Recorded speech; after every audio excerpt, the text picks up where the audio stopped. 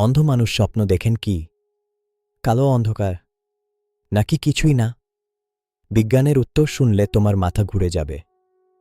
যারা জন্ম থেকেই অন্ধ তাদের স্বপ্নে সাধারণত কোনো ছবি বা রং দেখা যায় না, কারণ তাদের মস্তিষ্কে কখনো দৃশ্যমান স্মৃতি জমা হয়নি।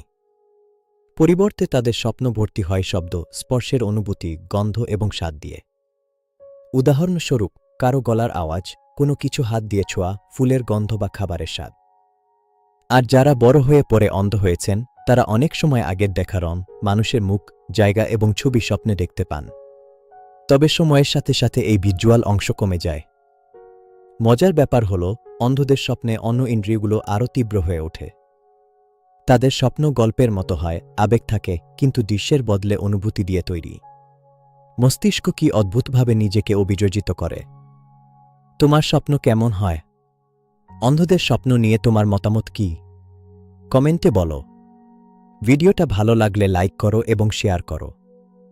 আরও এমন অদ্ভুত বিজ্ঞান জানতে চ্যানেল সাবস্ক্রাইব করো।